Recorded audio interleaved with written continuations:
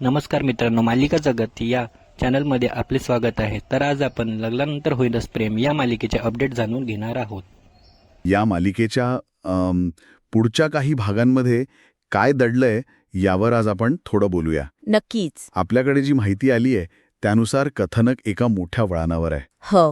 आणि याची सुरुवात होते रम्याच्या एका वाक्याने. ती म्हणते, आता नंदिनीच्या आयुष्यामध्ये मोठं वादळ येणार आहे. बरोबर. हे तर लेखकांनी दिलेलं एक स्पष्ट फोरशॅडोइंग आहे ना का? अगदी. हे फक्त एक वाक्य नाहीये. मला वाटतं ही येणाऱ्या भागाची संपूर्ण मांडणीच आहे. अच्छा. लेखक इथे आपल्याला म्हणजे प्रेक्षकांना एका मोठ्या घटनेसाठी मानसिकदृष्ट्या तयार करतायत. आणि या वादळाची चिन्ह ती दोन वेगवेगळ्या कथांमध्ये दिसतायत. हो. एकीकडे जीवाचं ते दडपण. आणि दुसरीकडे पार्थचा तो अतिआत्मविश्वास. अगदी बरोबर. तर रम्याच्या या वादळाच्या इशाऱ्याची पहिली झलक ती आपल्याला जीवाच्या प्रसंगात दिसते. हां. त्याचा एक खूप महत्वाचा प्रोजेक्ट आहे आणि तो देवाकडे प्रार्थना करतोय. हो. तो म्हणतो, देवा फक्त एवढंच कर की मला भीती वाटू देऊ नकोस. पण मला इथे एक गोष्ट खूप इंटरेस्टिंग वाटली.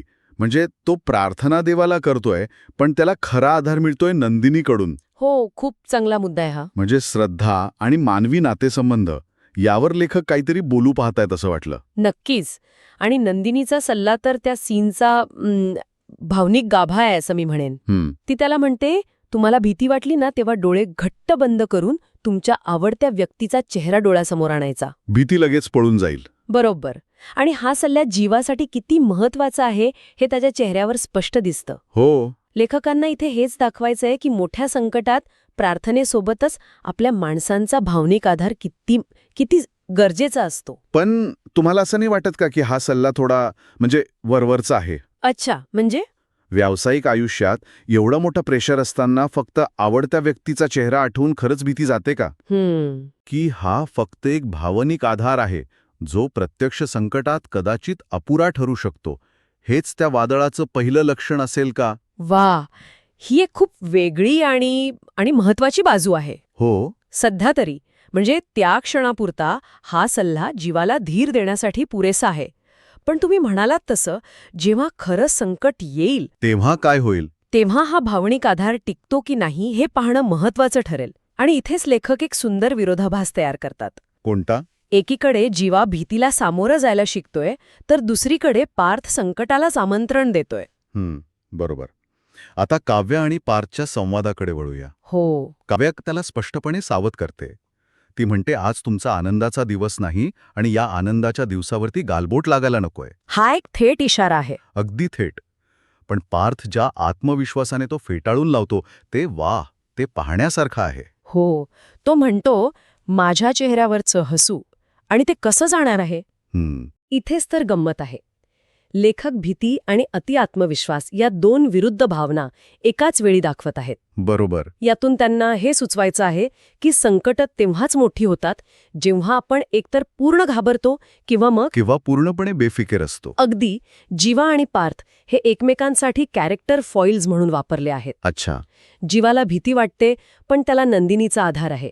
पार्थला कशाचीच भीती नाही पण तो एकटा आहे. आणि तो इशाऱ्याकडे दुर्लक्ष करतोय. हो. हा केवळ कथेचा भाग नाही तर मानवी स्वभावावरचे एक भाष्य आहे. आणि पार्थचा हा अतिआत्मविश्वास काही नवीन नाहीये. मालिकेच्या सुरुवातीपासूनच त्याचा स्वभाव असाच आहे. बरोबर. त्याला वाटतं की तो सगळं काही कंट्रोल करू शकतो. पण काव्याचा इशारा हे दाखवून देतो की यावेळी परिस्थिती त्याच्या हाताबाहेर जाणार आहे. अगदी. त्यामुळे ही दोन्ही दृश्य केवळ भावनिक संवाद नाहीत, ती मालिकेच्या कथानकाला एक निर्णायक वळण देणारी आहेत. आत्मविश्वास आणि धोक्याची सूचना या सगळ्या भावना एकत्र गुंफून लेखकांनी एक अशी स्थिती निर्माण केली आहे जिथे काहीतरी अनपेक्षित घडणं अटळ आहे. म्हणजे एका बाजूला एक नातं अधिक घट्ट होते तर दुसऱ्या बाजूला एका नात्यातला तणाव आता विकोपाला जाण्याचे संकेत मिळतायत. हो. या सगळ्या चर्चेनंतर एक विचार मात्र माझ्या मनात घर करून राहिलाय. कोणता विचार? भीतीवर मात करण्यासाठी नंदिनीने जीवाला आवडत्या व्यक्तीचा चेहरा डोळ्यासमोर आणायला सांगितलंय. जेव्हा खरंच संकट येईल तेव्हा जीवा कोणाचा चेहरा डोळ्यासमोर आणेल? अच्छा. आणि तेच तर नंदिनीच्या आयुष्यात येणारा वादळाचे कारण नसेल ना? लग्नानंतर होईलच प्रेम या मालिकेचे असेच नवनवीन अपडेट जाणून घेण्याकरता आमच्या मराठी जगत या चॅनलला सबस्क्राईब करायला विसरू नका. धन्यवाद.